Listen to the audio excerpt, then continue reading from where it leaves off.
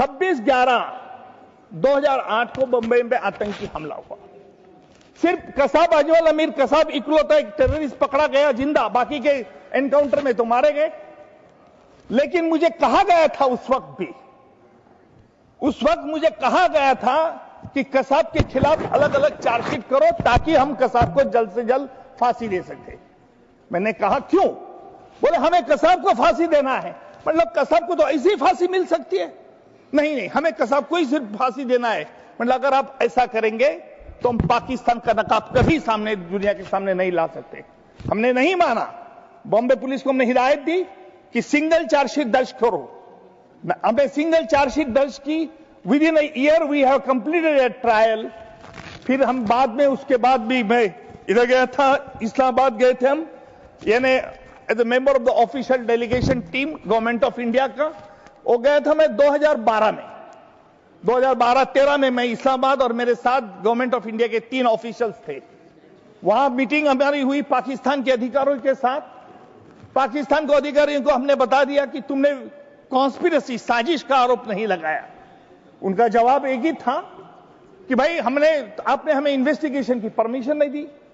हमने उसको कहा कि भाई साजिश तो आपके भूमि पर हुई है, आपको सबूत ढूंढना चाहिए, आप हमसे कैसे सबूत मांग सकते हैं? उनका नकारा धोरण था। हम वापस इंडिया आ गए। दिल्ली को हमने रिपोर्ट भेज दी कि ये नहीं मान रहे हैं।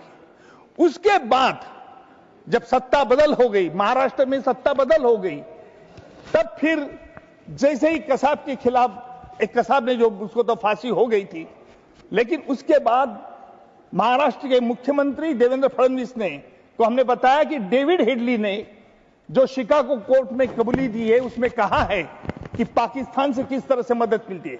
हमने कहा इसका इस्तेमाल करना चाहिए, हमने उसका सबूत लेना चाहिए। हमारे ऑनरेबल फॉरेन मिनिस्टर उस वक्त फॉरेन सेक्रेटरी थे। हमने डेविड हेडली की गवाही ली और पूरा वो डॉक्यूमेंट से, जहां तक डेविड हेडली ने पूरे साफ तौर पर बताया था कि लश्कर तोयबा यानी जमात उत दावा का किस तरह से साठगांठ ये आईएसआई के आर्मी ऑफिसर से ईमेल करेस्पॉन्डेंट जो हुआ था दोनों देशों में, उनके लश्कर तोयबा और डेविड हेडली में, वो शिकागो कोर्ट में प्रोड्यूस किया था। हमने वो भी मंगवाया और बंबई कोर्ट के सामने पेश किया। नतीजा ये हुआ कि इस पूरा 26/11 के आतंकी के हमले के पीछे पाकिस्तान को रोल स्पष्ट हो चुका था और उस वक्त के फॉरेन सेक्रेटरी साहब ने उस पर ये पूरा इंफॉर्मेशन पाकिस्तान को भेजा था। मैं दुर्भाग्य से ये कहूंगा, राजनीति करने के लिए ये 26/11 के आतंकी हमले में जो हमने बताया, कभी भी आज तक पाकिस्तान में कभी भी ये सवाल नहीं किया गया कि क्यों, क्या सवाल इसलिए नहीं किया गया कि कसाब को फांसी देने की प्रक्रिया पूरी कानूनी व्यवस्था के साथ की थी और ओपन कोर्ट में की थी। हमने ये सवाल पाकिस्तान में उठाया था कि आपने जो जिन लोगों को अरेस्ट किया है उनके बारे में क्या, आपने हाफिज सईद को अरेस्ट नहीं किया, जकीउर रहमान को लखवी ने अरेस्ट नहीं किया। तब उनका कहना था कि सबूत के बारे में वापस फिर वो मांग रहे थे।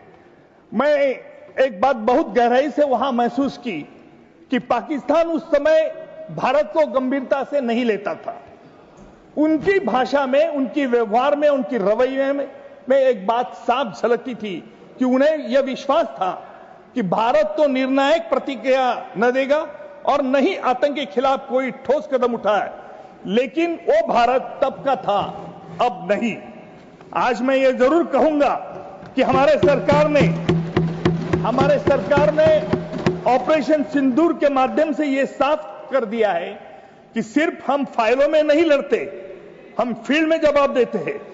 अब भारत सहता नहीं है, भारत संकल्प करता है।